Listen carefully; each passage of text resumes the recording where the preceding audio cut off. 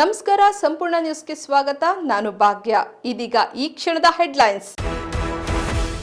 ಸರ್ಕಾರಿ ಕಚೇರಿಗೆ ನುಗ್ಗಿ ಬಿಜೆಪಿ ನಾಯಕನ ದಾಂಧಲೆ.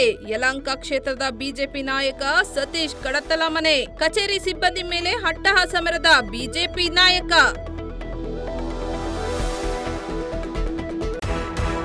ಬಿಜೆಪಿ ಮುಖಂಡ ಸತೀಶ್ ಗೌಡನ ಹಲ್ಲೆ ಪ್ರಕರಣ. ಜಾಮೀನಿನ ಮೇಲೆ ಸತೀಶ್ ಗೌಡ ಬಿಡುಗಡೆ. ಅವಶ್ಯಕತೆ ಬಿದ್ರೆ ಮತ್ತೆ ಪೊಲೀಸ್ ಠಾಣೆಯಿಂದ ನೋಟಿಸ್. ಒಳ ಮೀಸಲಾತಿ ಬಿಜೆಪಿ ಟೀಕೆ ಮಾಡಿರುವ ವಿಚಾರ ಬಿಜೆಪಿಯವರ ಕೈಯಲ್ಲಿ ಏನೂ ಮಾಡಲು ಆಗಲ್ಲ. ಮಾತಿನ ಪ್ರಕಾರ ನಡೆದಿದ್ದೇನೆ ಎಂದ ಡಿಸಿಎಂ ಡಿಕೆಶಿ.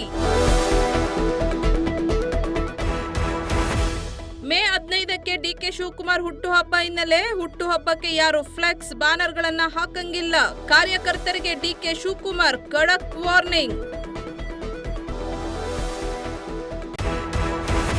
ದಾಳಿ ಮಾಡಿದ ವ್ಯಕ್ತಿ ಫೋಟೋ ರಿಲೀಸ್ ಮಾಡಿದ ಟ್ರಂಪ್. ಆಂತರಿಕ ಭದ್ರತಾ ವ್ಯವಸ್ಥೆಗೆ ಸವಾಲ್ ಆದ ಫೈರಿಂಗ್ ಕೇಸ್.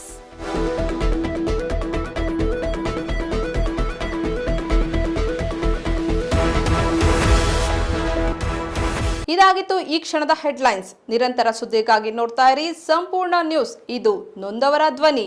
ಸಂಪೂರ್ಣ ನ್ಯೂಸ್, ಇದು ನೊಂದವರ ಧ್ವನಿ.